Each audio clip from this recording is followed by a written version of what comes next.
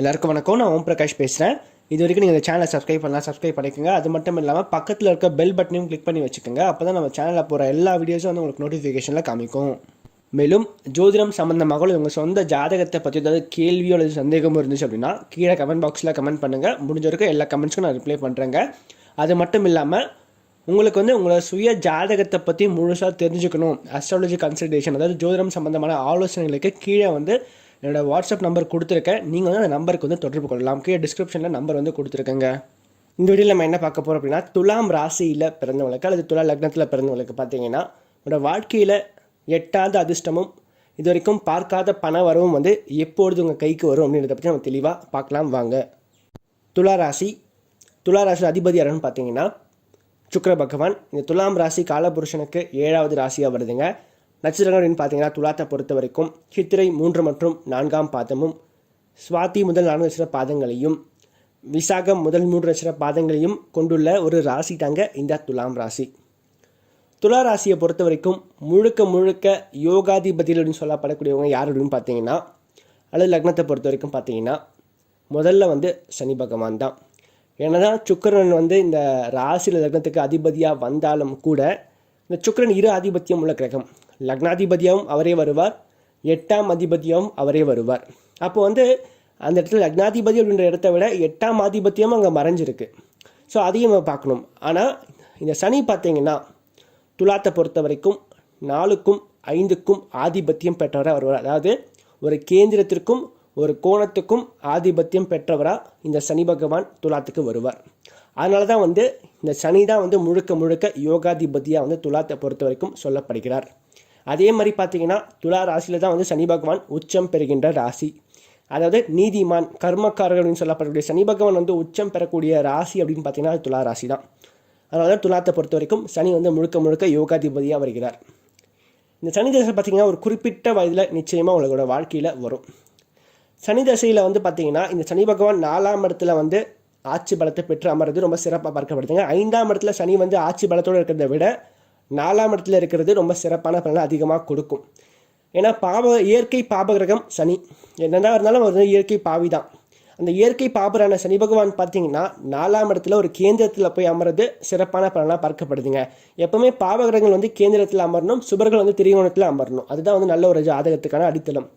அந்த வகையில் பார்க்கும்போது சனி வந்து 4ஆம் இடத்துல ஆட்சி பலத்தோடு உங்கள் ஜாதகத்தில் இருக்குது அப்படின்னா நிச்சயமாக அந்த சனி வந்து குரு பார்வையிலையோ அல்லது சுக்கரனுடைய சேர்க்கையை பெற்றிருந்தேன் அப்படின்னா அதிகமான நன்மைகள் அதிகமாக செய்வார். சனி தசையில் வந்து பார்த்திங்கன்னா நிறைய நன்மையான விஷயங்கள் அதிகமாக இருக்குங்க. நிறைய நிலப்புலன்கள் வாங்கி சேர்ப்பீங்க. அதே மாதிரி பார்த்திங்கன்னா சொந்தமாக வீடு கட்டுவீங்க, அல்லது இருக்கின்ற வீட்டை வந்து கொஞ்சம் பழுது பார்த்து அதை சரி செய்வீங்க. அதே மாதிரி பார்த்திங்கன்னா சனி தசையில் வந்து பார்த்திங்கன்னா செகண்ட் ஹேண்டில் காரோ அல்லது பைக்கோ அல்லது வாங்குவீங்க. ஏன்னா சனி அப்படின்றவர் எல்லாமே வந்து செகண்ட் ஹேண்டில் சனி. நீங்கள் எதை வாங்கினாலும் சரி செகண்ட் ஹேண்டில் வாங்குவீங்க சனி தசையில் சனி புக்தியிலையோ பார்த்தீங்கன்னா. அதே மாதிரி 5ஆம் இடத்துல சனி ஆட்சி பலத்தோடு இருந்தாலும் கூடங்க இந்த குரு பார்வையிலோ அல்லது குருவினுடைய சேர்க்கையிலையோ அல்லது சுக்கரனுடைய பார்வையிலோ சேர்க்கையிலோ இருந்தால் அப்படின்னா அந்த 5ஆம் இடத்துடைய சனி பார்த்தீங்கன்னா நல்ல ஒரு குழந்தைகளை பெற்று தருவார். நல்ல குழந்தை பாக்கியம் கிடைக்குங்க. உங்களுடைய பெயரை வந்து சொல்லக்கூடிய அளவுக்கு நல்ல குழந்தைகளை அவங்க வந்து பிற்காலத்தில் வந்து வருவாங்க. அதே மாதிரி பார்த்தீங்கன்னா பூர்வ புண்ணியம் சம்மந்தமான சொத்துக்கள் உங்கள் கைக்கு வந்து சேர சிக்கல்கள் ஏதாவது இருந்துச்சு அப்படின்னா அந்த காலகட்டத்தில் கைக்கு வந்து சேரும். எப்போது சனி தசையிலோ அது சனி புக்தியிலையும் வந்து உங்களுக்கு வந்து கைக்கு வந்து சேரலாம். அதற்கடுத்து பார்த்தீங்கன்னா இந்த காலகட்டத்தில் உங்களுக்கு வந்து நீங்கள் வேலை செய்கிற இடத்துல வந்து பார்த்தீங்கன்னா ப்ரொமோஷன்ஸ், பதவி உயர்வெல்லாம் தேடி வரும். அதே மாதிரி பார்த்தீங்கன்னா நல்ல ஒரு வேலை கிடைக்கும் இந்த காலகட்டத்தில். ஏன்னா சனி வந்து வேலையை குறிக்கின்ற ஒரு கிரகம். அப்போ வந்து பார்த்தீங்கன்னா நல்ல ஒரு வேலையை வந்து அமைத்து கொடுப்பார். ஆனாலும் பார்த்தீங்கன்னா ஒருத்தங்க கீழே தான் நீங்கள் வந்து வேலை செய்வீங்கிற ஒரு அமைப்பு வந்து கொடுப்பார். கூடவே நம்ம சூரியனுடைய நிலையை பார்க்கணும். ஜாதகத்தில் சூரியன் வலுவாக இருந்தால் அப்படின்னா நல்ல ஒரு மேனேஜிங் கெப்பாசிட்டி கொடுப்பார். நல்ல ஒரு உயர் அதிகாரியாக உயர்நிலையில் வந்து உங்களை வந்து வைத்திருப்பார் சனி. இப்படியாக ஒரு கிரகத்தையும் வச்சு நம்ம பார்க்கலாம். அடுத்து வந்து சுக்கிர தசை அல்லது சுக்கிர புக்திங்க. சுக்கிரன் வந்து பார்த்தீங்கன்னா துலா லக்னத்தை பொறுத்த வரைக்கும் லக்னாதிபதியாகவும் 8ஆம் அதிபதியாகவும் அவரே வருவாருங்க. அந்த வகையில் பார்க்கும்போது இங்கே 8ஆம் ஆதிபத்தியம் மறைந்திருக்கு. ஸோ இவங்க எப்படின்னா இந்த சுக்கிர தசை சுக்கிர புக்தி காலத்தில் பார்த்தீங்கன்னா சுக்கிரன் வந்து எந்த பாவகத்தோட அதிகமாக தொடர்பு கொள்ள அப்படின்னு பார்க்கணும். லக்னத்தோடையா அல்லது 8ஆம் இடத்தோடையா. லக்னத்தோட தொடர்பு கொள்ள அப்படின்னா 8ஆம் இடத்துடைய பலன்களை வந்து பெரும்பாலும் வந்து பார்த்தீங்கன்னா செய்ய மாட்டார். ஏன்னா தன் வீட்டுக்கு 8லே அதாவது ஒரு பாவகத்திற்கு 6, 8, 12 மறைகின்ற கிரகங்களை அந்த பாவக பலன்களை வந்து செய்யாது அல்லது குறைத்து செய்யும். ஸோ அந்த வகையில் பார்க்கும்போது 8ஆம் இடத்துக்கு 6ல் போய் மறைகிறதுனால இந்த இடத்துல பார்க்கும்போது பார்த்தீங்கன்னா அவர் வந்து 8ஆம் இடத்திய பலன்களை விட லக்னத்தோட பலன்களை அதிகமாக செய்வார். லக்னாதிபதி அவரோட நிலையை வந்து முன்னிறுத்தி அதிகமான நன்மைகளை வந்து அந்த ஜாதகனுக்கு ஏற்படுத்தி கொடுப்பாருங்க. வீடு, மனை, வாசல், ஸோ இந்த மாதிரி சொத்துக்கு சேர்க்கிறது, நல்ல ஒரு சொகுசான ஒரு வாழ்க்கை, காரு, இந்த மாதிரி சொல்லிட்டு நிறைய வந்து பொருட்களை சேர்த்து வைப்பீங்க. அதே மாதிரி நல்ல ஒரு இல்வாழ்க்கையை அமைத்து கொடுப்பார். 7ஆம் இடத்தை வந்து சுக்கிரன் பார்ப்பார். அந்த வகையில் பார்க்கும்போது நல்ல ஒரு களத்திர வாழ்க்கையை வந்து அமைத்து கொடுப்பார். இந்த மாதிரி நிறைய நல்ல விஷயத்தையும் வந்து சுக்கிரன் வந்து தன்னுடைய தசாபுக்தியில் செய்வாருங்க. அதே 8ஆம் இடத்தோடு தொடர்பு கொண்டு சனியோடையோ அல்லது ராகுக்கேதோட தொடர்பு கொள்ளும்போது பார்த்திங்கன்னா அந்த சுக்கிர தசையில் கொஞ்சம் கஷ்டத்தை வந்து கண்டிப்பாக ஏற்படுத்தி கொடுப்பார். ஸோ சுக்கிரனுடைய நிலையும் நம்ம இந்த இடத்துல கொஞ்சம் வந்து பிரித்து பார்க்கணும். அதே 8ஆம் இடத்துல கூடிய சுக்கிரன் வந்து குரு பார்த்தா அப்படின்னா நல்ல ஒரு வெளிநாட்டு வாழ்க்கை, இருக்கின்ற இடத்த விட்டு தூர இடங்களில் போயிட்டு பிழைக்கிறது, நல்ல தொழில் சேர்ந்து பிழைக்கிறது, அல்லது ஷேர் மார்க்கெட்டில் பிழைக்கிறது, லாட்ரி, ரேஸ், பந்தயம், இந்த மாதிரி விஷயங்களில் கை கொடுக்கிறது. ஸோ இப்படியாக வந்து வாழ்க்கையை வந்து சுக்கிரன் வந்து மாற்றி கொடுப்பார்.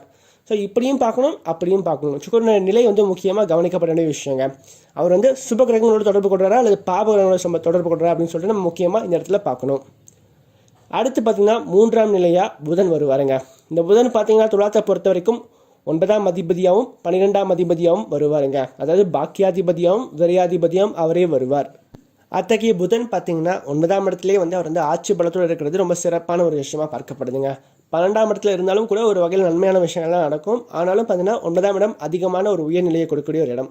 ஸோ அந்த வகையில் பார்க்கும்போது 9ஆம் இடத்துலேயே வந்து ஆட்சி பலத்தோடு இருக்கும்போது பார்த்தீங்கன்னா இந்த புதன் தசையில் அந்த புதன் புக்தி காலத்தில் பார்த்தீங்கன்னா நிறைய நல்ல விஷயங்கள் நடக்குங்க. நிறைய வந்து பார்த்தீங்கன்னா உங்களோட எண்ணங்கள் வந்து ஈடேறுங்க. மனசில் நீங்கள் நினைக்கக்கூடிய விஷயங்கள் அனைத்தும் வந்து நிஜமாகக்கூடிய ஒரு நல்ல ஒரு காலகட்டமாக அந்த புதன் தசை அல்லது புதன் புக்தி வந்து உங்களோட வாழ்க்கையில் வந்து அந்த காலத்தில் இருக்கும். அதே மாதிரி பார்த்தீங்கன்னா நல்ல குழந்தைகள் வந்து கிடைப்பாங்க அந்த காலகட்டத்தில். அதே மாதிரி தந்தையால் நிறைய ஆதாயங்கள் உங்களுக்கு வந்து உண்டாகுங்க. தந்தை வழி சொத்துக்கள் வந்து இருந்த சிக்கல்கள் வந்து அந்த காலத்தில் சரியாகும்.